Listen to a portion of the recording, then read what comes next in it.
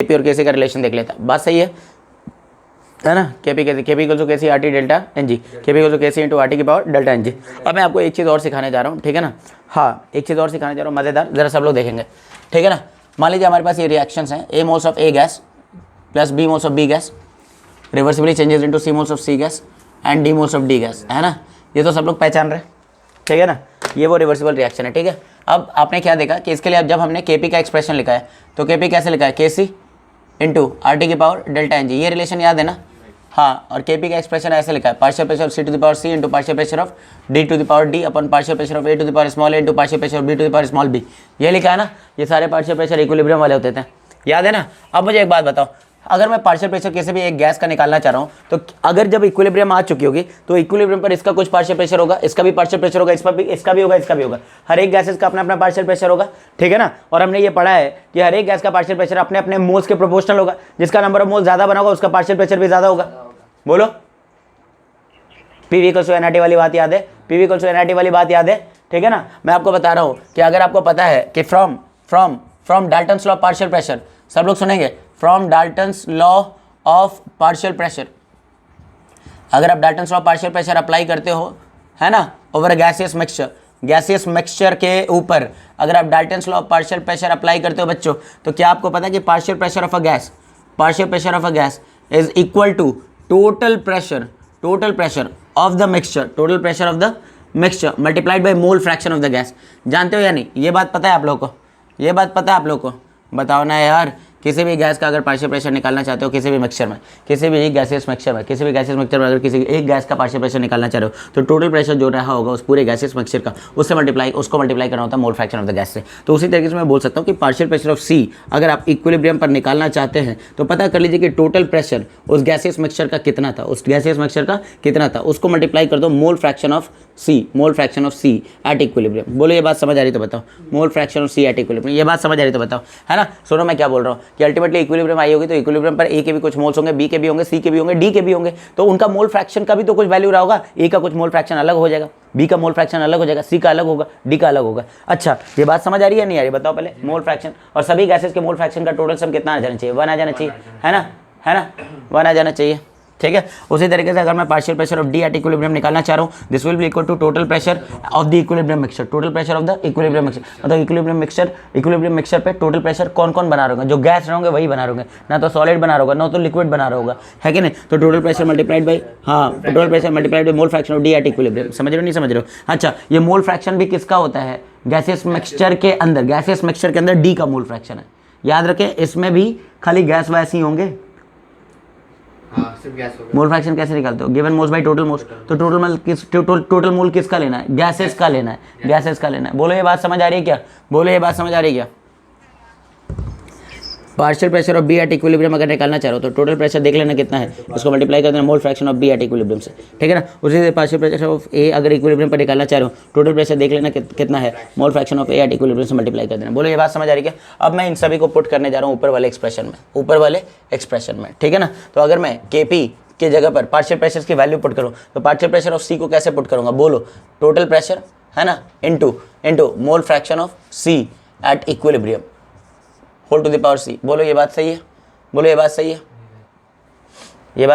ये partial pressure of सी है ना, तो पार्शियल प्रेशर ऑफ सी की पावर सी जब निकालेंगे तो इस whole to the power C हो जाएगा, है ना। इधर whole to the power small d हो जाएगा, इधर whole to the power small b हो जाएगा, इधर whole to the power small a हो जाएगा। बोलो हाँ या ना, है ना। तो वही मैं लिख रहा हूँ यहाँ पर, सब लोग ध्यान से देखेंगे। ये कितना हो जाएगा, total pressure multiplied by mole fraction of D, है ना, at equilibrium whole to the power small d, ठीक है ना, divided by total pressure into mole fraction of B at equilibrium whole to the power small b, है ना, into total pressure multiplied by mole fraction of A at equilibrium whole to the power small a. बोलो ये बात समझ आ रही क्या, ठीक है। तो यहाँ से मैं क्या कर सकता हूँ, सारे मोल फ्रैक्शन वाले टर्म्स अलग कलेक्ट कर सकता हूँ। तो ये क्या बन जाएगा, mole fraction of C at equilibrium whole to the power small C into mole fraction of D at equilibrium whole to the power small D, mole fraction of B at equilibrium whole to the power small B, mole fraction of A at equilibrium whole to the power small A, multiplied by P total. ऊपर क्या आ रहा है, C plus D minus क्या आ रहा है, ए plus B. अच्छा, ये केवल और केवल टोटल प्रेशर किसकी वजह से होता है, गैस की वजह से। तो गैस के स्टोइकियोमेट्रिक कोएफिशिएंट आएंगे, है ना, प्रोडक्ट के stoichiometric coefficient minus reactant reactant के स्टोइकियोमेट्रिक कोएफिशिएंट। अब इन सबको देख करके क्या लग रहा कि सर ये तो बिल्कुल केसी की तरह एक्सप्रेशन लिखा गया है, सर ये तो बिल्कुल केपी की तरह एक्सप्रेशन लिखा गया है, लेकिन सर ये ना तो कंसंट्रेशन आपने पुट किया ना तो प्रेशर आपने पुट किया, सर आपने तो पुट किया मोल फ्रैक्शन। क्या पुट किया है? Mole fraction. तो इसको एक हम नया टर्म दे देते के एक्स। क्या देते हैं? के एक्स, मतलब equilibrium constant in terms of mole fraction, equilibrium constant in terms of mole fraction. किसी ने बताया नहीं होगा लेकिन इसको सुन लो, मजेदार चीज़ है ना। Delta N G, delta N G, क्या ये समझ आ गया? क्या ये समझ आ गया? बोलो। के P is equal to K X into P total की पावर डेल्टा एन जी। मैं बता रहा हूँ बहुत सारे सवाल को ये आसानी से सॉल्व कर देगा, ठीक है ना, आसानी से सॉल्व कर देगा। इतनी बात समझ आ गई सभी को? बताइए, इतनी बात समझ आ गई सभी को? ठीक है ना। हाँ, तो किसी भी गैसियस मिक्सचर के लिए ये वाला भी फॉर्मूला हम लगा सकते हैं कि अगर आपको मोल फ्रैक्शन पता है सभी गैसेस का इक्विलिब्रियम पर कितना कितना था, तो मोल फ्रैक्शन को रखते हुए इक्विलिब्रियम जैसा एक एक्सप्रेशन लिख दो, जी भाई, है ना। जैसे कंसंट्रेशन को रखते हुए लिखा तो के सी, प्रेशर को रखते हुए लिखा के पी, मोल फ्रैक्शन को रखते हुए लिखा के एक्स। समझ आ रहा है क्या? Into P total at P total to the power delta N G. बात समझ आ गई क्या? पेज नंबर 1 है आज का। आप फोटो ले लो यार जल्दी से, आज क्वेश्चन बहुत सारे करने लिए, ठीक है। तो के एक्स का के पी और के एक्स में रिलेशन निकाला कि के पी को हम ऐसे लिख सकते थे, ठीक है ना, कि मोल फ्रैक्शंस लिख सकते हैं। Mole fraction of C to the power C, mole fraction of D to the power small D upon mole fraction of A to the power small A into mole fraction of B to the power small B into P total whole to the power delta N G. बोलो, ये एक relation मिल गया, है ना। मतलब ये हम जान गए कि ये सब कुछ क्या है हमारा, ठीक है। अच्छा एक बात बताओ, मोल फ्रैक्शन को हम क्या लिखते हैं? Number of moles upon total moles, है ना। अच्छा, मोल फ्रैक्शन किसका निकाला है? सी का, जो कि गैस है। तो टोटल मोल्स भी किसका होना चाहिए? गैस का ही होना चाहिए। तो अगर इसमें सॉलिड वॉलिड होते हैं तो वो नहीं आते यहाँ पे, वो नहीं आता, उनका टोटल मोल्स भी नहीं आता। समझ रहे हो नहीं समझ रहे हो? तो हम यहाँ से केपी को ऐसे भी लिख सकते हैं। मोल फ्रैक्शन को कैसे लिखते हैं? Number of moles upon total moles. बोलो है कि नहीं? ये किसके हैं? गैस के हैं। किसके हैं? गैस के, ठीक है ना। हाँ, इसको कैसे लिख सकते हैं? Number of moles of D upon total moles. ये टोटल मोल्स किसके हैं? गैसेस के। कब के? इक्विलिब्रियम के। कब के? इक्विलिब्रियम के। ये नंबर ऑफ मोल्स कब का है? इक्विलिब्रियम का। ये to the power small d whole divided by number of moles of B upon N total whole to the power small b, number of moles of A upon N total whole to the power small a. बोलो मेरी बात समझ आ रही है या नहीं? बोलो मेरी बात समझ आ रही है या नहीं? ठीक है, बोलो मेरी बात समझ आ रही है या नहीं, है ना। P total to the power C plus D minus A plus B, यही था ना, ठीक है ना, यही था ना। अब देखो ध्यान से, हाँ अब देखो ध्यान से, नंबर ऑफ मोल्स वाले टर्म को एक जगह लिख रहा हूँ। Number of moles of C to the power C, number of moles of D to the power small D, number of moles of A to the power small A, number of moles of B to the power small B. बोलो ये बात समझ आ गई क्या? बोलो ये बात समझ आ गई क्या? अच्छा, ये नंबर ऑफ मोल्स, ये total number of moles to the power A plus B ऊपर जा रहा होगा, बताओ ये ऊपर जा रहा होगा। ये number of total moles to the power C plus D नीचे आ रहा होगा। नहीं आया ना समझ? नहीं आया ना। Total moles to the power क्या आ जाएगा? सी प्लस डी नीचे, है ना। Total moles to the power A plus B ऊपर। बोलो है कि नहीं? ठीक है ना। और बराबर में क्या है? P total whole to the power क्या है? C plus D minus A plus B. बोलो सही बोल रहा हूँ? बोलो। अरे दिमाग चल रहा है? पढ़ने वाले बच्चे हैं क्या यहाँ पर? हाँ, कौन कौन सी स्नेहा है? दोनों स्नेहा है या एक ही स्नेहा है यहाँ पर? दोनों स्नेहा है या एक ही स्नेहा है? पानी पिलो रे। दोनों स्नेहा है या एक ही स्नेहा है या कोई भी स्नेहा नहीं है? बताओ। के पी इक्वल्स टू, ठीक है ना। हाँ, इस चीज़ को देखो, नीचे रखते हैं एन टोटल्स को, नीचे रखते हैं एन टोटल्स को, है ना। एन टोटल को अगर नीचे रखूँ तो सी प्लस डी हो जाएगा और ये माइनस होकर के नीचे आ जाएगा ए प्लस बी। समझ रहे हो नहीं समझ रहे हो? तो ये हो जाएगा N number of moles of C to the power C into number of moles of D to the power small D upon number of moles of A to the power small A, number of moles of B to the power small b. ऊपर हो जाएगा P total C plus D minus A plus B और नीचे आ जाएगा N total whole to the power C plus D minus A plus B. बोलो ठीक है? बोलो ठीक है। अच्छा बच्चों यहाँ ध्यान दो, ये सब कुछ क्या देख के लग रहा है आपको कि इक्विलिब्रियम जैसा एक्सप्रेशन लिखा है आपने, लेकिन नंबर ऑफ मोल्स को रखते हुए लिखा है। तो सर इसको के एन बोल दो ना आप। क्या बोल दो? के एन। के एन का मतलब equilibrium constant in terms of number of moles, ठीक है ना, multiplied by P total upon N total whole to the power delta N G. बोलो ये फॉर्मूला समझ आया तो बताओ, ये फॉर्मूला समझ आया तो बताओ, ठीक है ना। तो ये भी एक खतरनाक शॉर्ट ट्रिक है, ठीक है ना। के पी को K N into P total upon N total की पावर डेल्टा एन जी। मैं बता रहा हूँ ज़्यादातर सवालों के लिए देखना मैं यही यूज़ करूँगा, ज़्यादातर सवालों के लिए यही है ना। और ये किसी किताब में जल्दी लिखा हुआ नहीं मिलेगा, ठीक है ना। सो के पी को K N into P total upon N total की power delta N G. Keep in mind ये एन टोटल क्या है? Number of moles of all the gases at equilibrium, all the gases, sum of number of moles of all the gases at equilibrium, है ना। P total क्या है? Total pressure at equilibrium. तो अक्सर इसको वो इक्विलिब्रियम प्रेशर बोलेगा या इक्विलिब्रियम टोटल प्रेशर बोलेगा, ठीक है ना। सो दिस इज सिर्फ गैस का होगा ना ऑब्वियसली, हाँ तभी तो उसी का रोल है ना इन पार्शियल प्रेशर में। जिसकी वजह से पार्शियल प्रेशर था उन्हीं का तो नंबर ऑफ मोल्स आएगा ना। और पार्शियल प्रेशर किसका होता है? गैस का ही होता है, तो उन्हीं का लेना होगा। सॉलिड वॉलिड है उसको मत जोड़ देना, समझ लो। एंड पी टोटल क्या है बताओ, पी टोटल क्या है, टोटल इक्विलिब्रियम प्रेशर, टोटल इसकी वैल्यू कांस्टेंट तो होगी ना, जब इक्विलिब्रियम आ चुका होगा तो सभी गैस का भी प्रेशर कांस्टेंट है और टोटल प्रेशर भी कांस्टेंट है। बात समझ आ गई है क्या? जल्दी से फोटो लेंगे, जल्दी से फोटो ले। हाँ स्क्रीनशॉट लो तुम लोग लाइव वालों। भैया बहुत मेहनत करनी होगी और अपने कंपटीशन पर ध्यान देना होगा। देखो के P equals to K C R T delta N G है, K P equals to K X into P total to the power delta N G. बोलो जान रहे हो क्या? और K P equals to K N into P total upon N total to the whole power delta N G. यही 3 फॉर्मूले derive किया है। बोलो है कि नहीं? सबको समझ आ गया है ना? अब ध्यान से देखो, अगर डेल्टा एन जी किसी रिएक्शन का 0 है, अगर डेल्टा एन जी किसी रिएक्शन का 0 है तो बताना के पी ही के सी है, के सी ही के एक्स है, के एक्स ही के एन है। समझ रहे हो नहीं समझ रहे हो? के एन कैसे लिखते हैं वो तो जानते हो ना, के एन कैसे लिखते हैं वो तो जानते हो ना, इक्विलिब्रियम के नंबर ऑफ मोल्स को रखते हुए इक्विलिब्रियम जैसा एक्सप्रेशन लिख देना होगा। समझ रहे हो नहीं समझ रहे हो? तो अक्सर वहाँ वॉल्यूम की ज़रूरत नहीं पड़ेगी। एक चीज़ और बताने जा रहा हूँ, ठीक है ना, कि आप ध्यान से देखिए, फॉर है ना, अगर मान लो आप कोई रिएक्शन लिखते हो, मान लो यही रिएक्शन है कि अगर मैं के सी लिखता हूँ तो के सी कैसे लिख रहे थे आप इसका, C to the power C into D to the power D upon A to the power A into B to the power small B, ये लिख देते हैं। ये सब के सब इक्विलिब्रियम वाले कंसंट्रेशन है। अच्छा कंसंट्रेशन क्या होता है? Moles per unit volume. क्या होता है? Moles per unit volume. तो मैं इसको कैसे लिखूंगा? Number of moles of C upon V, volume V मान लेते हैं कंटेनर का, to the power small C. ये नंबर ऑफ मोल्स कब का? इक्विलिब्रियम का ही है ना, इनटू बताओ आगे क्या लिख सकते हैं? कंसंट्रेशन ऑफ डी को number of moles of D upon volume at equilibrium to the whole power small D, number of moles of B upon volume at equilibrium to the power small b, number of moles of A upon volume at equilibrium to the power small a.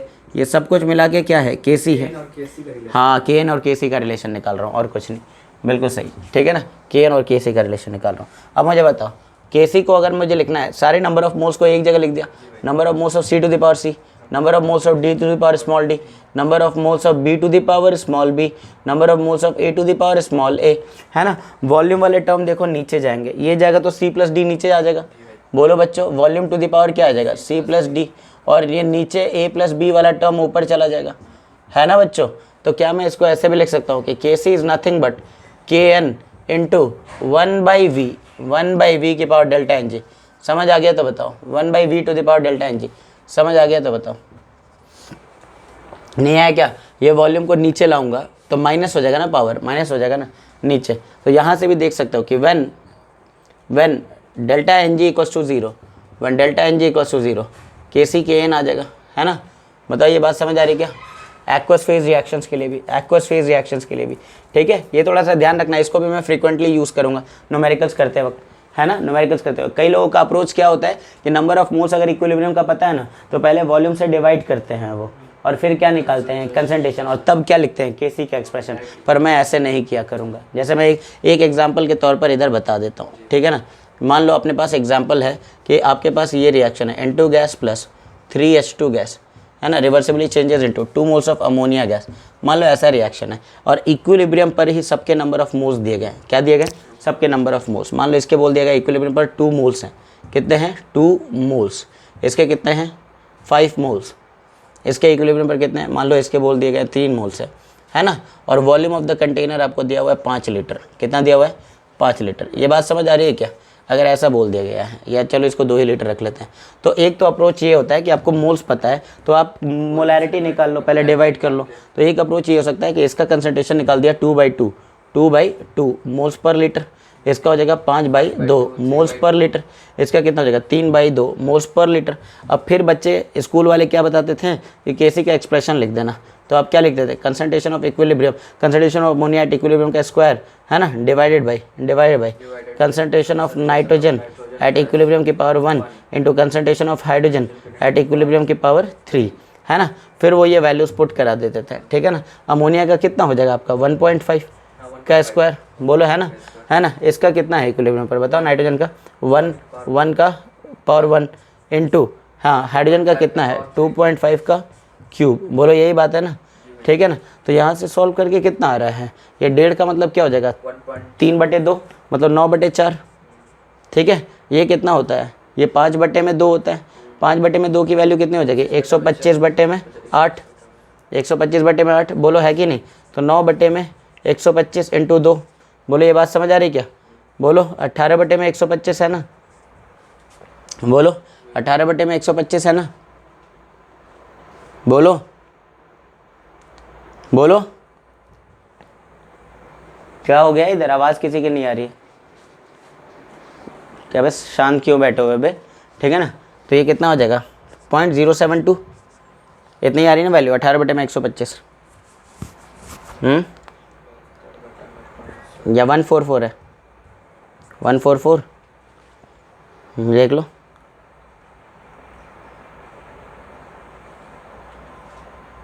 बोलो ये है ना 0.144 ही तो आएगा ना, ठीक है। हाँ और यूनिट क्या है, what is the unit, what is the unit बताओ। मोलर -2 है ना, मोलर -2 है ना, नहीं आ रहा क्या समझ। यूनिट के बारे में कल बात हुई है ना हमारी, यूनिट के बारे में कल बात हुई है ना।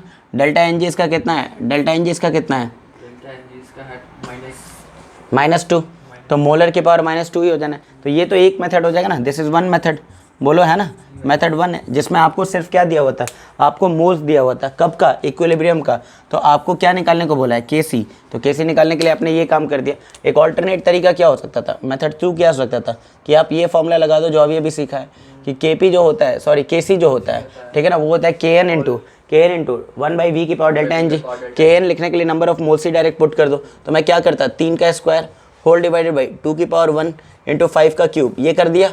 और वॉल्यूम कितना दिया कंटेनर का, 2 की power delta N G. Delta N G कितना है -2, तो देख लो ये कितना हो जाएगा 9, नीचे हो गया 2, ये हो गया 125, ऊपर चला गया 4, 2 से गया 4, 2, क्या यही आ गया 18/125। बोलो कौन आसान लग रहा है कैलकुलेट करने में, कैलकुलेशन में कौन आसान लग रहा है, ये वाला। इसमें तो डिवाइड करने के बाद फिर दिक्कत हो जाएगी। तो आसान है, कुछ समझ आ गया बताओ। हाँ अच्छा, एक तो ये समझ आना चाहिए। लो पहले ये पेज नंबर 3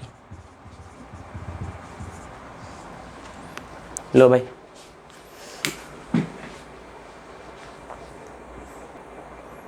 में देखो कि अगर हमारे पास एक रिएक्शन है H2 gas plus Cl2 gas changes into 2 moles of HCl gas, ठीक है ना। इसमें अगर डायरेक्ट मैंने पहले ही बोल दिया कि इस पूरे चैप्टर में क्या होगा, या तो डेटा इक्विलिब्रियम पर दिया होगा या तो इनिशियल दिया होगा। इनिशियल देगा तो इक्विलिब्रियम का डेटा निकालना पड़ेगा, ठीक है ना, वरना इक्विलिब्रियम पे ही डेटा दिया तो और मज़े आ जाएंगे आपके। इसका बोल दिया 5 मोल है, इसका बोल दिया मान लो 10 मोल है, और इसका मान लो आपके पास 5 मोल है, ठीक है ना। हाँ, और बोल रहा है calculate the value of Kc, calculate the value of Kc। हाँ तो निकाल लोगे, बताओ निकाल लोगे क्या, है ना। तो कैसे निकालोगे, आपको वॉल्यूम चाहिए होगा, वॉल्यूम तो चाहिए होगा ना, बोलो बोलो जल्दी, वॉल्यूम चाहिए होगा। एक बच्चे ने बोला नहीं चाहिए, बिल्कुल सही कह रहा है वो कि इसमें वॉल्यूम की ज़रूरत नहीं है। डेल्टा एन जी की वैल्यू 0 है, डेल्टा एन जी 0 है, तो there is no requirement of volume, because you know कि डेल्टा एन जी अगर 0 है तो सर KP ही निकाल लो वो KC है, और KC ही निकाल लो वो KN है, और वही KX है, बोलो है कि नहीं। तो अगर आप KN ही निकाल लोगे तो आपकी मर्जी, आप उसको KP बोल दो, आपकी मर्जी उसको KC बोल दो, जो पूछ रहा है। तो अक्सर इसमें बोलेगा ना कैलकुलेट KP एंड KC, और बच्चों को लगता है डेटा इनसफिशिएंट है। डेटा इनसफिशिएंट नहीं, आप समझे, वॉल्यूम की ज़रूरत ही नहीं थी। अगर मान लो आपको ये मेथड नहीं पढ़ाया होता तो आप कुछ ऐसे लिख रहे होते कि KC होता है कंसनट्रेशन ऑफ HCl की power 2 whole divide by concentration of H2 into concentration of I2, यही लिख रहे होते ना, Cl2 यही लिख रहे होते हैं, ठीक है। कंसंट्रेशन की जगह पर आपको क्या रखना होता है, मोल्स पर यूनिट वॉल्यूम। तो कई बच्चे बोलते हैं लेट द कंटेनर का वॉल्यूम भी V, है ना, बोलो ये करते हैं ना। हाँ यही सोल्यूशन आपको मिलेगा भी कई जगह, ये भी हो जाएगा 5/V, ये भी कितना हो जाएगा 10/V, है ना। क्या आप देख रहे हो V से V कैंसिल हो जाएगा क्योंकि डेल्टा एन जी इसका 0 है। बोलो V से V कैंसिल हो जाएगा क्या, स्क्वायर, ठीक है ना। तो अल्टीमेटली क्या बचेगा 25/50.5। बोलो यूनिट लिखोगे क्या इसकी, नहीं लिखोगे ना, यूनिट की ज़रूरत ही नहीं है, आपकी मर्जी, आप इसको KP बोल दो, KN बोल दो। क्या ये बात समझ आ गई है क्या, है ना। तो डेल्टा एन जी 0 वाले में वॉल्यूम की भी ज़रूरत नहीं पड़ेगी, ठीक है ना, और ना ही टोटल प्रेशर की ज़रूरत पड़ेगी। जब KP पूछेगा तो आपकी मर्जी, इसको KP बोल दो, KC बोल दो। क्या ये बात समझ आ रही है ना। अभी मैं इक्विलिब्रियम डेटा इक्विलिब्रियम पर ही दे रहा हूँ ताकि चीज़ों को आप समझ सकें, ठीक है ना। अच्छा, नेक्स्ट एक चीज़ और बताता हूँ, ठीक है। अगर मैं आपको दूसरे शॉर्टकट फॉर्मूले नहीं देता, ठीक है ना। अब सवाल ये दिया होता कि मान लो अपने पास एक रिएक्शन है 2 मोल्स ऑफ SO2 गैस, है ना। या चलो इस वाले सवाल से करते हैं, कि अगर मेरे पास PCl3 गैस है, ठीक है ना, ये Cl2 गैस से रिएक्ट करता है रिवर्सिबली और PCl5 बना लेता है, ठीक है। अब इसमें क्या है कि इक्विलिब्रियम पर मोल्स दिए गए हैं। इक्विलिब्रियम पर क्या दिया गया है? मोल्स। जैसे मैंने बोल दिया इसका 5 मोल है, ठीक है, इसका 2 मोल है और इसका 3 मोल है। ये इक्विलिब्रियम का डेटा दिया हुआ है, ठीक है। और टोटल प्रेशर दिया हुआ है। क्या दिया हुआ है? Total pressure, total equilibrium pressure दे दिया है, टोटल इक्विलिब्रियम प्रेशर। सब लोग ध्यान से समझेंगे। टोटल इक्विलिब्रियम प्रेशर अगर मैंने बोल दिया 50 atm है, कितना है? 50 atm। तो calculate the value of Kp, मान लो ये सवाल था, ठीक है ना, वैल्यू ऑफ Kp। तो Kp निकालने के लिए बच्चों के दिमाग में जनरली जो फॉर्मूला आता है वो ये है कि Kp निकालने के लिए कहीं ना कहीं ये करना है, partial pressure of PCl5 upon partial pressure of PCl3 into partial pressure of Cl2। बच्चों के दिमाग में यही। फिर उन्होंने ये सोचा कि सर यहाँ तो पार्शियल प्रेशर दिया नहीं, सर हमें मोल्स दिया है, ठीक है ना, सर अब क्या करें, हम फंस गए सर, ठीक है ना। तो मैंने आपको बताया था कि डाल्टन्स ने क्या बोला था, डाल्टन्स ने कि जो पार्शियल प्रेशर हर एक गैस का होता है वो total pressure multiplied by mole fraction से मिल जाता है। इक्विलिब्रियम आ जाने के बाद टोटल प्रेशर कितना देखा गया है? 50 atm। टोटल प्रेशर कितना देखा गया? 50 atm। तो इनके मोल फ्रैक्शन से उस 50 से मल्टीप्लाई कर दिया जाए तो हर एक का पार्शियल प्रेशर पता चल जाएगा ना। बोलो हाँ या ना, बोलो हाँ या ना, है ना। तो आपने ये मोल्स निकाले। क्या निकाले? Moles at time equilibrium. अब मैं निकाल रहा हूँ मोल फ्रैक्शन। क्या निकाल रहा हूँ? Mole fraction at equilibrium time. Mole fraction at equilibrium time कैसे निकालूंगा? 5 बटे में टोटल गैसियस मोल्स 10। बोलो है कि नहीं? 5 बटे में टोटल गैसेस मोल 10। ये बात समझ आ गई क्या? ये मोल फ्रैक्शन हो जाएगा, है ना। इसका मोल फ्रैक्शन कितना है? 2/10। और इसका कितना हो जाएगा? 3/10। बताइए मैंने क्या निकाला है? बताओ मैंने क्या निकाला है? ये मोल फ्रैक्शन, है ना। अब मैं पार्शियल प्रेशर निकाल रहा हूँ एट इक्विलिब्रियम टाइम। क्या निकाल रहा हूँ? Partial pressure. पार्शियल प्रेशर कैसे निकाला जाता है? Mole fraction multiplied by total pressure. 5/10 multiplied by 50 atm। समझ रहे हो क्या? 2/10 मल्टीप्लाइड बाई 50 atm, है ना। इसको कैसे निकालोगे? 3/10 मल्टीप्लाइड बाई 50 atm। बोलो सबको समझ आ रहा है क्या? तो ये कितना हो जाएगा? ये कितना हो जाएगा? ये कितना हो गया? 25। ये कितना हो गया? 10 atm। ये कितना हो गया? 15 atm। क्या इन सबको जोड़ के 50 बन रहा होगा? 25 10 35 15 50 बनेगा। तो यही तो है Dalton's law of partial pressure कि किसी भी गैसेस मिक्सचर का जो टोटल प्रेशर होता है वो इंडिविजुअल गैसेस के पार्शियल प्रेशर के सम के बराबर होता है। The total pressure exerted by the mixture of non reacting ideal gases will be equal to the sum of partial pressure of all the individual gases. वही बात तो है ये। बोलो बात समझ आ रही है क्या? ठीक है ना, कोई दिक्कत तो नहीं है ना। अच्छा, तो एक चीज़ ये भी दिख रहा है। एक दूसरी बात ये देख सकते हैं, जिसका मोल फ्रैक्शन ज़्यादा उसके प्रेशर भी ज़्यादा। इसका मोल फ्रैक्शन कितना है? 0.5। तो उसके बाद किसका है? इसका 0.3। तो फिर इसका 0.2। बोलो बात समझ आ रही है क्या? ठीक है, बोलो साफ दिख रहा है क्या? हाँ, तो यही चीज़ तो थी जो गैस स्टेट में पढ़ाया जाता है। अब आपने जब ये निकाल लिया है तो यहाँ वैल्यू पुट कीजिए। पार्शियल प्रेशर ऑफ PCl5 कितना है? 15 atm, है ना। पार्शियल प्रेशर ऑफ PCl3 कितना है बच्चे? 25 atm, है ना। पार्शियल प्रेशर ऑफ इसका कितना है? 10 atm, है ना। ये अल्टीमेटली कितना हो जाएगा? 5 से 5, है ना, 5 से 3। तो ये कितना हो जाएगा? 3/50, है ना। तो 0.06 यूनिट क्या आएगी? ATM inverse. ये क्या है? KP। ये एक मेथड समझ आ गया क्या KP निकालने का, है ना। KP निकालने का मेथड 1 समझ आया क्या? KP निकालने का मेथड 1 समझ आया क्या सभी को, है ना। कि मोल से पहले कहाँ चले जाओ? मोल फ्रैक्शन पर। मोल फ्रैक्शन फिर टोटल प्रेशर दिया है तो मज़ा आ जाएगा। टोटल प्रेशर नहीं दिया होगा और वॉल्यूम और टेम्परेचर देगा तो PV = nRT लगा देना। PV = nRT पूरे मिक्सचर पे लगा देना कि मिक्सचर का टोटल मोल्स पता है 5 2 7 3 10। तो PV = nRT अगर पूरे एक वॉल्यूम दे दे और टेम्परेचर दे दे और नंबर ऑफ मोल्स पता ही है तो क्या हम टोटल प्रेशर निकाल लेते PV = nRT से? बोलो है कि नहीं? हाँ, तो ये तो एक तरीका हो गया जिसमें हमने क्या निकाला बताओ? KP। Alternate shortcut method. Shortcut एक फॉर्मूला दिया था अभी, एक शॉर्टकट फॉर्मूला दिया था। KP = KN × P total upon N total की होल पावर डेल्टा NG। क्या ये याद है? मैंने बोला था ये शॉर्टकट बड़ा ही काम का है ना। तो ऐसे सवालों में जिसमें इनिशियली मोल्स दिया गया है और KP पूछा जाएगा, ये शॉर्टकट ही लगाना तुम। KN का एक्सप्रेशन लिखना आता होगा, है ना। Number of moles of PCl5 divided by number of moles of PCl3 into number of moles of Cl2। तो KN की वैल्यू कितनी हो जाएगी? 3/10। जिसको समझ आ गया बताओ, है ना। यही है ना KN। जिसको समझ आ गया बताओ, KN समझ आ गया तो बताओ, KN समझ आया तो बताओ, है ना। टोटल प्रेशर कितना दिया हुआ है 50, है ना। टोटल मोल्स कितने दिया गया है 10, डेल्टा NG की वैल्यू कितनी है -1, तो ये ऊपर चला जाएगा 3/10 इंटू 10/50 आ गया। फिर से वही 0.06 आ गया क्या, बोलो। हाँ, किसने टाइम बचाया, किसने टाइम बचाया, किस मेथड ने टाइम बचाया, ऑब्वियसली शॉर्टकट मेथड ने। यही तो बता रहा हूँ, यही तो स्कूल वाले नहीं पढ़ाते और मैं ये पढ़ा के चलता हूँ हर साल। समझ आ रहा है तो बताना, ठीक है ना। पेज नंबर 4 है, लो फोटो, अभी तो बहुत सवाल करना है।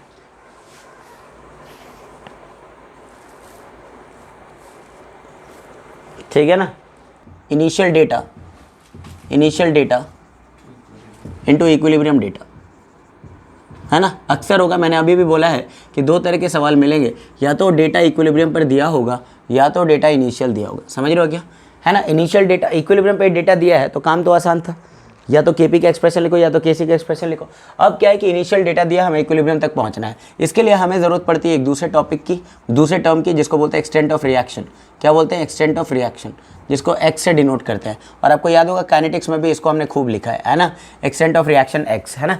एक्सटेंट ऑफ रिएक्शन क्या बताता है, एक्सटेंट ऑफ रिएक्शन क्या बताता है कि कितना मोल्स रिएक्ट किया या कितना मोल्स प्रोडक्ट का बना per unit stoichiometric coefficient, per unit stoichiometric coefficient. देखो इसको कैसे डिफाइन करते हैं, it is number of moles of, है ना, reactant reacted upon its stoichiometric coefficient, stoichiometric coefficient, ठीक है ना। या फिर number of moles of product formed per unit stoichiometric coefficient, है ना। मतलब आपको समझना क्या है कि जो x है ना, x में स्टोइकियोमेट्रिक कोएफिशिएंट टाइम्स मल्टीप्लाई कर दो तो पता चल जाता है कि कितने प्रोडक्ट के मोल्स बने। x में अगर स्टोइकियोमेट्रिक कोएफिशिएंट रिएक्टेंट का मल्टीप्लाई कर दो तो पता चल जाता है कि कितना रिएक्टेंट कंज्यूम हुआ है। जैसे मैं बताता हूँ, एग्जाम्पल देख के चलेंगे, आपको सब कुछ लिखना आ जाएगा, ठीक है। जैसे मान लो मैंने ये रिएक्शन लिख दिया, N2 gas plus 3H2 gas changes into 2 moles of ammonia gas, ठीक है। इस बात को समझे, मैंने बोल दिया कि टाइम 0 पर इसके मैंने 10 मोल लिए हैं और इसके मैंने 20 मोल्स लिए, तो मुझे इनिशियली तो पता है ना, शुरुआत में ये नहीं रहा होगा। बोलो ये बात समझ आ रही क्या। अब इक्विलिब्रियम आ चुका है, क्या आ चुका है, इक्विलिब्रियम। तो इक्विलिब्रियम पर इसका कुछ कुछ तो रिएक्ट कर चुका होगा और इसका कुछ कुछ तो बन गया होगा, ठीक है ना। अब मैंने अभी अभी क्या बोला है कि रिएक्टेंट के लिए एक्स क्या होता है कि कितना मोल रिएक्ट करेगा पर यूनिट स्टोइकियोमेट्रिक कोएफिशिएंट। मतलब अगर किसी रिएक्टेंट का स्टोइकियोमेट्रिक कोएफिशिएंट 1 है तो उसमें से x रिएक्ट कर चुका होगा, बोलो 1 इंटू एक्स रिएक्ट कर चुका होगा, बोलो बोलो बोलो बोलो।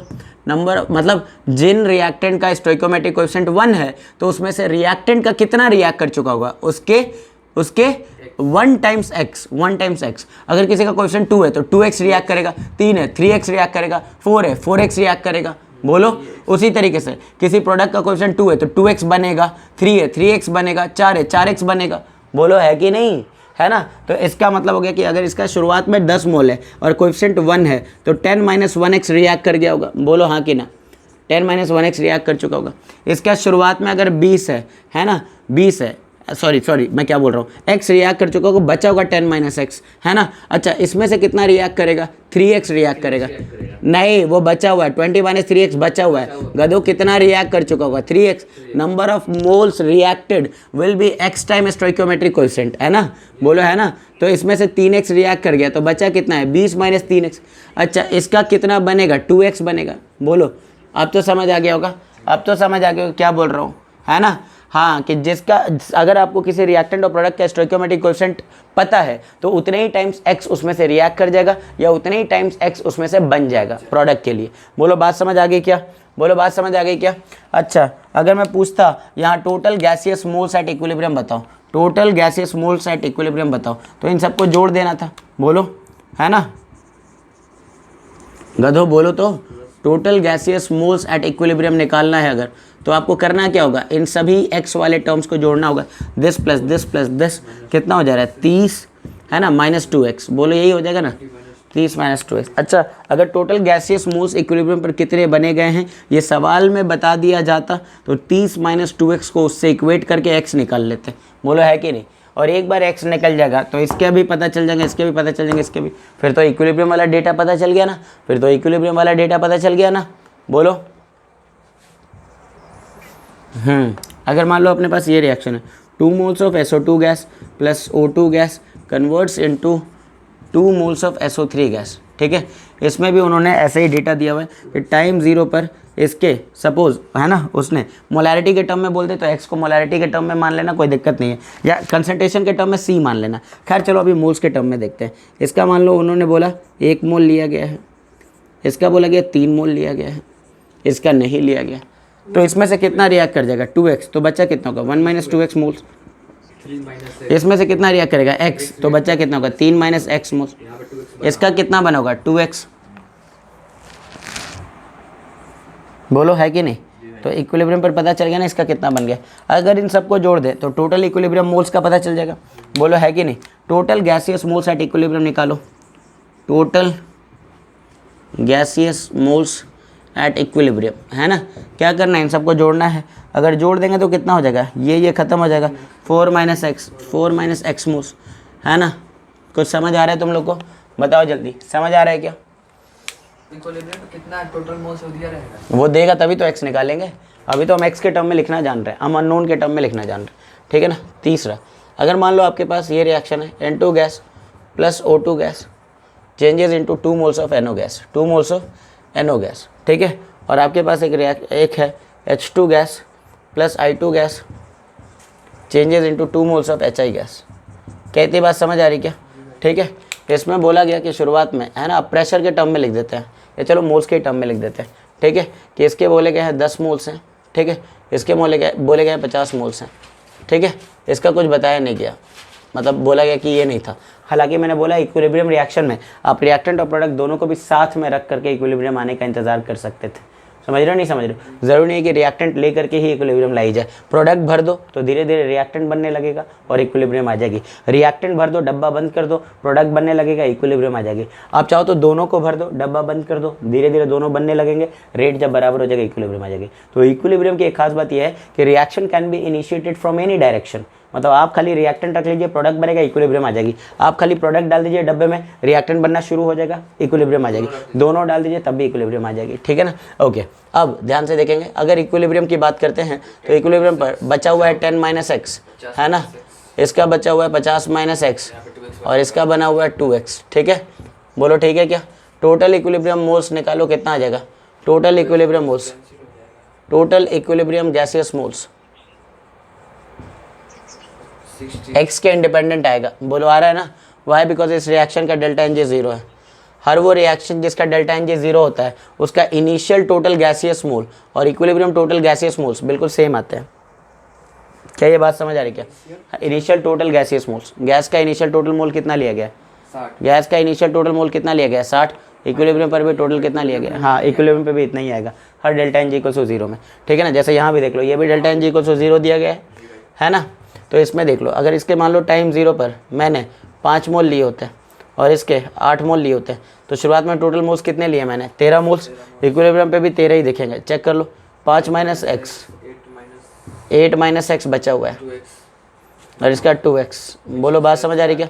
इक्विलिब्रियम टोटल मोल्स चेक कर लो, equilibrium total gaseous moles, gaseous के लिए बात हो रही है ना, और गैसेस पे ही है, तो ये हो जाएगा 13। कुछ समझ आ रहा है क्या, सीख पा रहे हो, कंसेप्ट सीख पा रहे हो। पांचवा, C solid plus CO2 gas changes into 2 moles of CO gas, है ना। इसमें देखो, अगर टाइम 0 पर मैंने बोल दिया इसके 5 मोल है ना, इसके 10 मोल है, ठीक है। तो इक्विलिब्रियम पर सबका डेटा में लिख सकता हूँ ना, इसमें से 5 - x, इसमें से 10 - x, ये हो जाएगा 2x। बोलो है कि नहीं। हाँ, तो उसके लिखने में क्या दिक्कत है भाई, उसका भी तो कुछ रिएक्ट कर रहा होगा, ठीक है ना। लेकिन अगर मैं पूछता हूँ टोटल गैसियस मोल्स बताओ इक्विलिब्रियम पर 15 मोल एट इक्विलिब्रियम कितने हो जाएंगे, इतने मारूंगा ना तुम सबको नहीं, कान के नीचे। उसका ऐड थोड़ी गैस के टोटल मोल्स कितना है 10 + 10 -x into plus 2x solid 10 + x। कुछ समझ आ रहा है क्या, है ना। ये क्यों ले रहे हो, डेल्टा एन जे 0 थोड़ी है, थोड़ी है, हाँ। डेल्टा एन जे 0 थोड़ी है, गधो 1 है delta N G. Delta N G 1 है ना। तो ये है, और टोटल जो वो मोल फ्रैक्शन हम निकाल रहे थे ना, तो उस मोल फ्रैक्शन में किसका मोल्स नीचे रखना होता है, उस मोल फ्रैक्शन में किसका मोल्स नीचे रखना होता है, मोल फ्रैक्शन में किसके मोल्स रखना होता है, गैसेस के, है ना। हाँ, इसका रखना पड़ेगा, इसका रखना पड़ेगा, समझ रहे हो क्या, मोल फ्रैक्शन मिलने मतलब मोल फ्रैक्शन के लिए ये। अगर मैं पूछता हूँ कि what is mole fraction of CO2 at equilibrium, mole fraction of CO2 eight equilibrium, तो कैसे लिखोगे expression 10 - x by upon 10 + x। ये समझ आया तो बता दो। कई बच्चे ये भी रख देंगे, पागल हो क्या, मोल फ्रैक्शन कार्बन डाइऑक्साइड का पार्शियल प्रेशर निकालने के लिए, पार्शियल प्रेशर निकालने के लिए, कि अगर मैं पूछता हूँ partial pressure of CO2 at equilibrium कैसे निकालोगे, तो अल्टीमेटली यही मोल फ्रैक्शन तो लेना ना, क्योंकि पार्शियल प्रेशर में सॉलिड का कोई काम नहीं होता है, सॉलिड का कोई काम नहीं होता है। समझ पा रहे हो तो बताओ जल्दी, इसलिए इसको डिस्कस करो, न्यूमेरिकल आते हैं ऐसे, into total pressure P total. समझ गए या नहीं समझ गए। सिमिलरली अगर मैं बोलता हूँ what is mole fraction of carbon monoxide gas at equilibrium, तो जाहिर सी बात है इसका डबल ही हो जाना है ना। ये कितना दिया हुआ है 2x अपॉन 10 + x, है ना। हाँ, ये मोल फ्रैक्शन निकाल दिया हमने। किसका निकाला मोल फ्रैक्शन, कार्बन मोनोऑक्साइड का, है ना। Therefore partial pressure of carbon monoxide eight equilibrium अगर निकालना है तो उसके मोल फ्रैक्शन को टोटल प्रेशर से मल्टीप्लाई करोगे या नहीं करोगे, है ना। हाँ, ये सारे अभी बल्कि जनरल टर्म्स में लिख रहा हूँ, लेकिन ये सब कुछ आपको समझ आना चाहिए अगर क्वेश्चन बड़े बड़े करने होते हैं, है ना। पार्शियल प्रेशर निकालने के लिए मोल फ्रैक्शन गैस का लेना होता है, टोटल मोल्स भी गैस का ही लेना होता है, ठीक है। पेज नंबर बताओ, ये 5 हो जाएगा। लो भाई फोटो।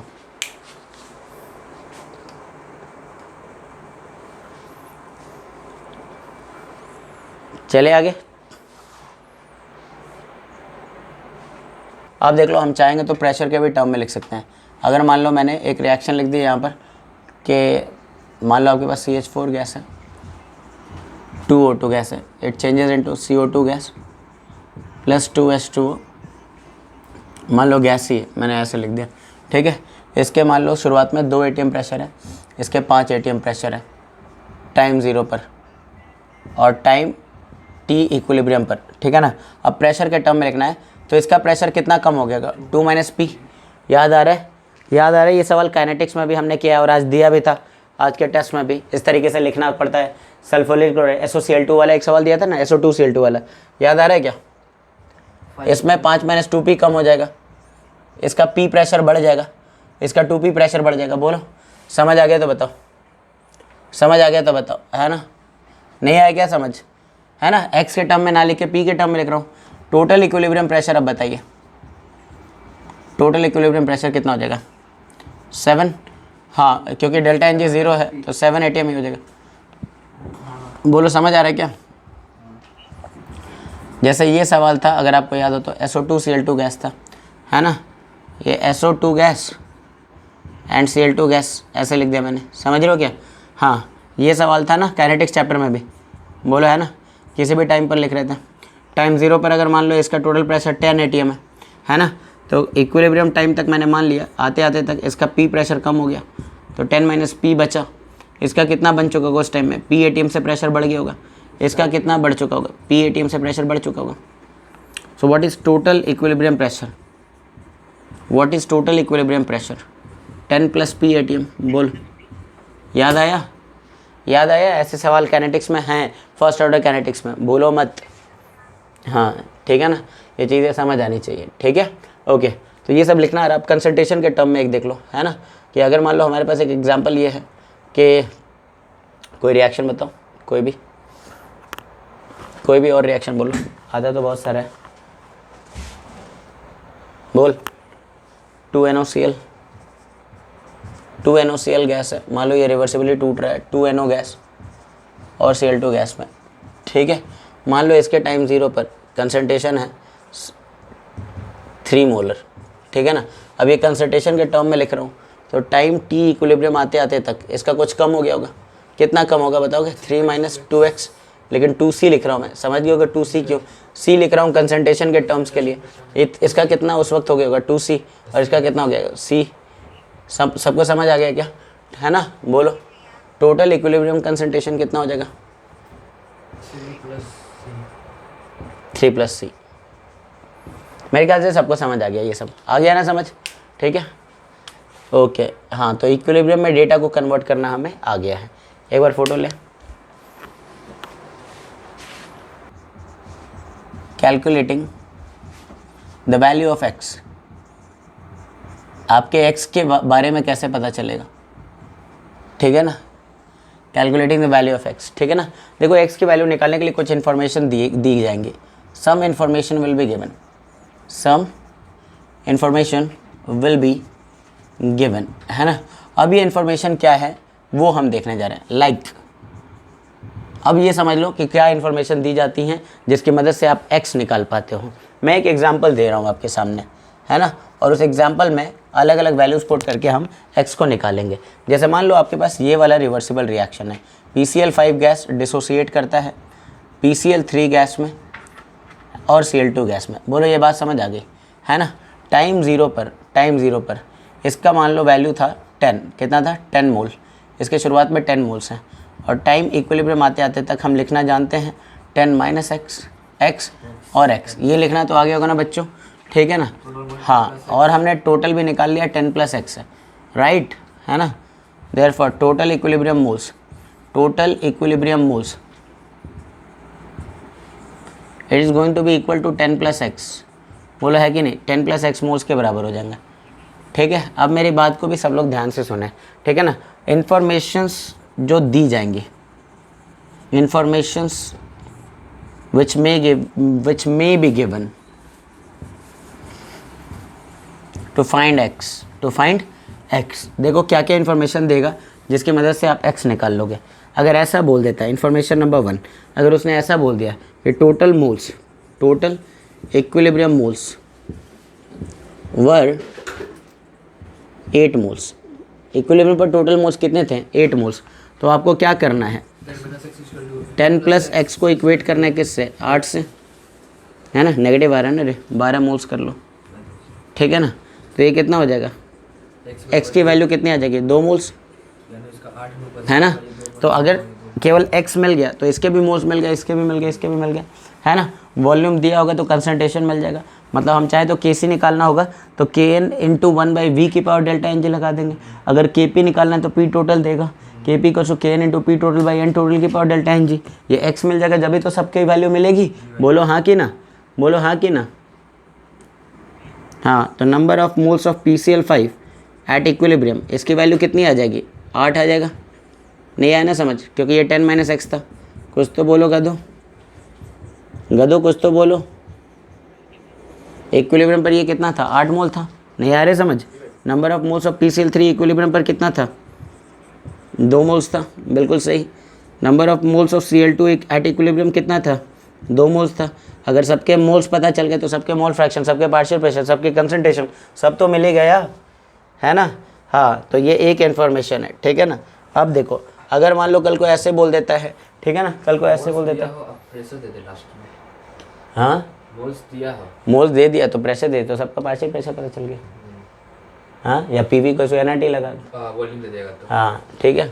अब देखो, ठीक है, अब ये दे सकता है कि at equilibrium number of moles of PCl5 was equals to number of moles of Cl2, ऐसा दे दे। ये एक इन्फॉर्मेशन दिया गया हो, देख रहे हो ना कैसे सवाल बना रहा हूँ मैं भाई साहब। ये सवाल ही है तुम लोग के लिए, ऐसे ही सवाल देंगे, बता रहा हूँ, है ना। जितने भी क्वेश्चन होंगे ना, यही सारे इन्फॉर्मेशन दी जाती हैं, है ना। अरे समझ आ रहा है। अगर ये कह दे कि PCl5 और Cl2 के मोल्स बराबर थे, मतलब आपको क्या करना था 10 माइनस एक्स को इक्वेट करना था x से, है ना। तो 2x कितना आ जाएगा 10 आ जाएगा, और x कितना आ जाएगा 5 मोल, है ना। तो क्या x फिर से सॉल्व हो गया अपने आप, ठीक है ना। x मतलब कोई ना कोई अननोन निकलवाएगा वो। तो यहाँ से आपको क्या मिल गया, देयरफॉर आपको क्या मिल गया बताइए, number of moles of PCl5 at equilibrium कितना है 5 मोल है। Number of moles of PCl3 भी कितना है 5 मोल, है ना। And number of moles of Cl2 at equilibrium कितना है 5 मोल। क्या मेरी बात समझ आ रही, बताओ। अब देखो ऐसा भी देता है वो, है ना। हाँ ऐसा भी, हाँ, कि at equilibrium mole ratio of PCl5 and Cl2 is 2:1। कितना दिया हुआ है? 2:1। तो आपको यहाँ पर क्या करना था, इक्विलिब्रियम पर PCl5 के मोल्स कितने हैं? 10 - x, और Cl2 का कितना है? x। ये कितना है? 2:1 बोला हुआ है, तो क्या करना है? 10 - x = 2x। तो फिर 3x = 10 और x = 10/3। अगर x मिल गया तो क्या सबकी वैल्यू निकाल लेंगे क्या? बोलो, समझ आ रहा है क्या? बच्चों ऐसे इन्फॉर्मेशन देगा और इस इन्फॉर्मेशन की मदद से हमें x निकालना होता है। अब तो समझ आने लगा होगा कंसेप्ट क्या है, फंडा क्या है, अब तो समझ आ रहा होगा, है ना। बच्चों ऐसे भी इन्फॉर्मेशन दी जाती है, ज़रा इसको भी ध्यान से देखें, ठीक है ना। डायरेक्ट वो अगर आपको केसी वेसी दे दे, केन वेन दे दे, तब भी बात बन जाएगी हमारी, क्योंकि उससे एक्सप्रेशन लिख करके, है ना। देखो जैसे ये बोलता है कि consider volume is equals to 10 litre, है ना, and value of Kc is equals to suppose 5, है ना। Kc की वैल्यू 5, तो क्या अब सबका एक्स मिल जाएगा कि नहीं मिल जाएगा? देखो x निकालने का ही तरीका है, देखो कैसे। Kc का एक्सप्रेशन आप कैसे लिख रहे होगे बताना, concentration of PCl3 into concentration of Cl2 into concentration of PCl5, यही तो लिख रहे होगे ना। Kc कितना दे दिया है? 5 दे दिया है। PCl3 का मोल्स कितना है? 10 - x, है ना। Cl2 के मोल्स कितने हैं? x, और इसके कितने हैं? PCl5 के, सॉरी PCl3 का तो x ही है ना, PCl3 का तो x ही है ना, और ये 10 - x है। एक बच्चे ने बोला सर कंसंट्रेशन रखना, बिल्कुल सही बात है, तो वो 1/v डेल्टा Ng रख दो ना, बात तो वही है ना। 1/v डेल्टा Ng रख दो ना, बात तो वही है ना। बोलो, ये समझ आ गया क्या? यही आएगा सॉल्व करके, बोलो यही आएगा सॉल्व करके, नहीं आया समझ? हाँ अबे पगले, ये x/10 है, ये x/10 है, ये 10 - x/10 है, तो नीचे तो 10 बचेगा ना, तो वही तो लगा रहा हूँ मैं। मैंने क्या किया है यहाँ पर, क्या किया है यहाँ पर, क्या लगाया दिमाग में? Kc = Kn × 1/v की पावर डेल्टा Ng लगाया, और कुछ थोड़ी लगाया है। अरे समझ रहे हो नहीं समझ रहे हो? मैंने क्या किया था यहाँ पर, भले ही एक्सप्रेशन लिखा है गधों, भले ही एक कंसंट्रेशन के टर्म में लिखा है, लेकिन मैंने क्या दिमाग में रखा था? Kc = Kn × 1/v की पावर डेल्टा Ng, वैसा ही तो सॉल्व होके आएगा। अरे बोलो ना यार ऑनलाइन वालों। हाँ, तो ये कितना हो गया? 50 = x² बटे में 10 - x, एक क्वाड्रेटिक बनेगा, x निकल के आ जाएगा, x² + 50x - 50 = 0, यही क्वाड्रेटिक बनेगा ना। बोलो, यहाँ से फाइंड x निकाल सकते हैं ना, कैसे? -b + -√b² -4ac/2a, है ना, निकल आएगा यहाँ से। क्या? हाँ यहाँ पर 500 है, -4ac, समझ आ रहा है ना? बताओ 4500 का रूट हो जाएगा, कितना हो जाएगा? 50 का स्क्वायर कितना हो जाएगा? 2500, है ना, और वो कितना है? 2000 चला गया, तो 4500 2000 ऐड हो जाएगा, हैं? ये कितना है? माइनस होगा वहाँ पे ना। अच्छा हाँ, माइनस हमारे घर के नीचे ना, ठीक है। आ रहा है क्या समझ? बोलो, ठीक है। सवाल था ना, 1 मिनट या चलो सवाल ही बदल देते हैं या रख ही देते हैं। शुरुआत में कितना लिया था बताना? 10 मोल्स। ये कितना है? 10 - x, x है और x है, ठीक है ना। एक इन्फॉर्मेशन ये भी दे सकते थे, वो क्या दे सकते थे कि till equilibrium 80% of PCl5 gets dissociated, ऐसे भी इंफॉर्मेशन देते हैं। तो मेरे ख्याल से जो बच्चे पढ़े लिखे हैं वो समझ पाते हैं इसका मतलब। तो अगर मैंने बोल दिया 80% PCl5 डिसोसिएट कर गया, मतलब बचा हुआ कितना है? 20%। भाई काइनेटिक्स में इसकी तो बात हुई है ना, अबे दो काइनेटिक्स में तो इसकी बात हुई है ना, परसेंट वाले क्वेश्चंस, है ना। क्या मैं जब तुम 11th में हुआ करते थे तब भी बोलता था कि इक्विलिब्रियम ढंग से सीख लो, ये काइनेटिक्स में काम आता है, बोलता था। और आज काइनेटिक्स पढ़ने के बाद इक्विलिब्रियम देख रहे हो, है कि नहीं। खैर 80% ऑफ PCl5 गेट्स डिसोसिएटेड, मतलब अकॉर्डिंग टू क्वेश्चन, है ना, the number of moles of PCl5 left eight equilibrium will B 20% of initial. बोला है कि नहीं, मतलब 20/100 इंटू इनिशियल कितना है? 10। बोलो मतलब 2 मोल्स बचे हुए हैं। According to question number of moles of PCl5 at equilibrium will be कितना 2 मोल्स। तो 10 माइनस एक्स ही 2 है कि नहीं, तो x की वैल्यू 8, 8 सही है, 8 x की वैल्यू 8 है। बोलो अब समझ आ रहा है या नहीं, ठीक है ना। तो ऐसे भी सवाल देता है वो कि 80% लिबरेट हो गया है ना, मतलब 80% बचा हुआ है। ऐसे भी जैसे देख लो, मान लो ये रहता अपने पास 2 moles of ammonia gas dissociates into N2 gas plus 3H2 gas, dissociation reaction है, ठीक है ना। तो अगर बोलता है कि टाइम 0 पर इसके मान लो 5 मोल्स रहते हैं, ठीक है, तो इक्विलिब्रियम पर इसको x के टर्म में कैसे लिखोगे तुम, 5 माइनस 2x है ना, इसको x और इसको 3x है ना। कोएफिशिएंट टाइम्स x बनेगा, कोएफिशिएंट टाइम्स x खत्म होगा, कोएफिशिएंट टाइम्स x खत्म हुआ, कोएफिशिएंट टाइम्स x बना, कोएफिशिएंट टाइम्स x बना। समझ गए। अब अगर बोलता है कि क्वेश्चन में गिवन है कि till the attainment of equilibrium, till the attainment of equilibrium मतलब इक्विलिब्रियम आते आते तक है ना 75% ऑफ अमोनिया गेट्स डिसोसिएटेड,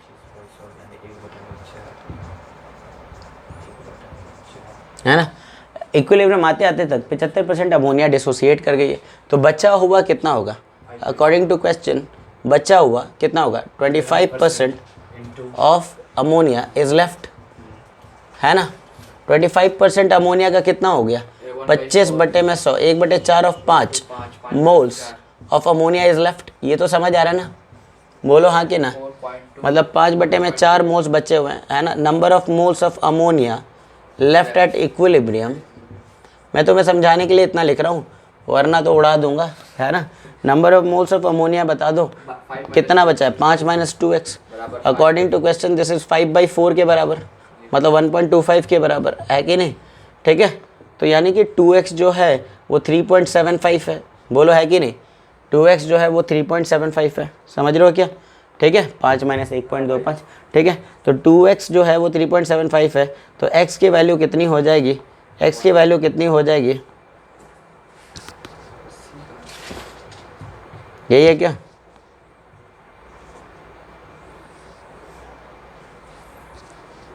बोलो ये है ना, ठीक है। तो मेरे ख्याल से ये आपको समझ आ रहा होगा कि सवाल में ऐसे भी इंफॉर्मेशन दी जाती हैं ताकि आप x को निकाल सको, ठीक है ना।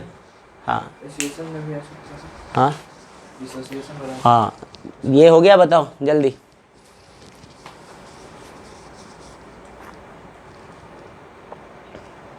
ठीक है, बहुत अच्छा। Between relation between equilibrium constant खास करके Kp and degree of dissociation, and degree of dissociation alpha, है ना। Kp और अल्फा में क्या रिलेशन है, ये बड़ा ही इंपॉर्टेंट टॉपिक है, ठीक है ना। होमोजेनस हेट्रोजेनस वाले में खूब ये पूछेगा, ठीक है ना। Kp और अल्फा में क्या रेट। अब हम डिग्री ऑफ डिसोसिएशन के बारे में बात कर रहे हैं। अच्छा, डिसोसिएशन, डिग्री ऑफ डिसोसिएशन की जब बात हो रही तो आपको डिसोसिएशन रिएक्शन देखना होगा। क्या देखना होगा, अच्छा, डिसोसिएशन रिएक्शन क्या होता है, जिसमें सिंगल रिएक्टेंट मल्टीपल प्रोडक्ट्स में बदलता है, यही बात है ना, यही बात है ना, है ना। अरे का तो बोलो, डिग्री ऑफ डिसोसिएशन अल्फा, है ना। अगर आपको याद हो तो मैंने बताया था एक तरीके से, कई बार बताया है, सॉल्यूशन चैप्टर में भी बताया है, परसेंटेज डिसोसिएशन बाय 100। बोलो यही है ना, यही है ना। कोई चीज़ 80% डिसोसिएट हो गई है तो अल्फ़ा की वैल्यू 0.8 है, 90% डिसोसिएट हुई है तो अल्फ़ा की वैल्यू 0.9 है। सॉल्यूशन चैप्टर में इसके बारे में कई बार बताया, ठीक है ना। हाँ, या इसका मतलब ये भी होता है कि number of moles dissociated upon number of moles taken, number of moles dissociated, कितने मोल्स डिसोसिएट हुए और आपने कितने मोल्स लिए थे, इसी के रेशियो को बोलते हैं डिग्री ऑफ डिसोसिएशन।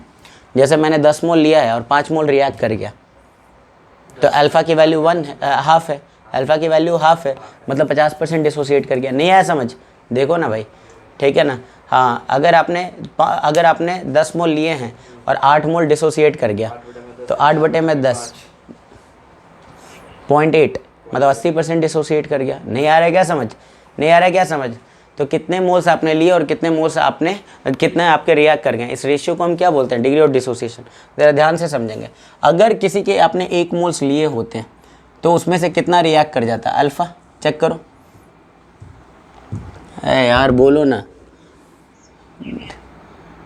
अरे यार देखो ना, number of moles dissociated, number of moles dissociated alpha into number of moles will be alpha into number of moles taken. और 1 रहेगा तो अल्फा के बराबर हाँ, मोल्स ऑफ डिसोसिएटेड। मतलब अगर आपने 1 मोल अगर किसी सब्सटेंस का लिया होता तो उसमें से कितना डिसोसिएट करता? अल्फा। 2 मोल्स लिया होता तो 2 अल्फा, 3 मोल्स लिया होता तो 3 अल्फा। लॉजिक समझ आ रहा है क्या?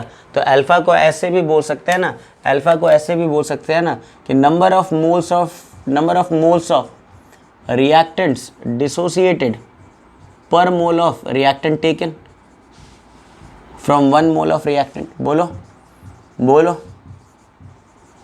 बोलो बोलो, समझ आ रहा है? साफ साफ सिंपल शब्दों में लिख रहा हूँ। तो सबसे इम्पॉर्टेंट बात यही है कि देखो ध्यान से, इसको स्टोइकियोमेट्रिक कोएफिशिएंट से कुछ नहीं लेना देना है।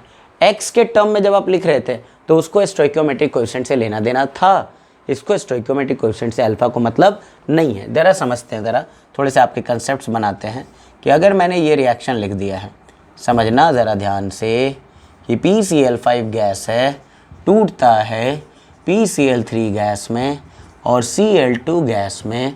मैंने इसके शुरुआत में ले लिए 2 मोल्स, सही है? शुरुआत में कितने लिए हैं? 2 मोल्स, इसके नहीं लिए। तो अल्फ़ा अगर दिया है, अल्फ़ा अगर दिया है, जैसे बोल दिया है कि 90% डिसोसिएट हो गया, तो अल्फ़ा मुझे पता है 0.9 है ना। अब मुझे इसको अल्फ़ा के टर्म में लिखना है कि यार 2 मोल लिया गया है तो 2 अल्फ़ा इसमें से रिएक्ट कर गया, तो बचा है 2 - 2 अल्फ़ा। बोलो हाँ कि ना? बोलो बोलो बोलो बोलो, है ना? 2 - 2 अल्फ़ा, तो इसका कितना बन जाएगा? देखो इसमें से कितना खत्म हुआ है? 2 अल्फ़ा, तो इसके एक, हाँ, एक से एक बनता है, तो 2 अल्फ़ा जो खत्म हुआ उससे 2 अल्फ़ा, इसका भी बना होगा 2 अल्फ़ा। बोलो समझ आ गया? समझ आ गया तो बताना, है ना? तो मैं सिखाना चाहता हूँ, अच्छे से सीखना, बच्चे वरना कंफ्यूज हो जाते हैं अल्फ़ा के टर्म में और एक्स के टर्म में।